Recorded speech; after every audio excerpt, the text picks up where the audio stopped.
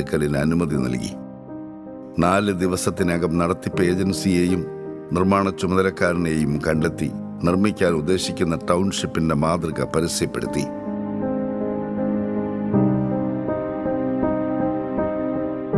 അച്ചിൽ വാർത്ത പോലത്തെ കോൺക്രീറ്റ് കെട്ടിടങ്ങളുടെ സമുച്ചയമല്ല.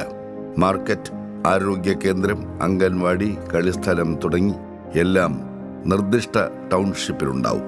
ടൗൺഷിപ്പിന് പുറത്ത് താമസിക്കാൻ ആഗ്രഹിക്കുന്നവർക്ക് 15 ലക്ഷം രൂപ നൽകും. പ്രവർത്തന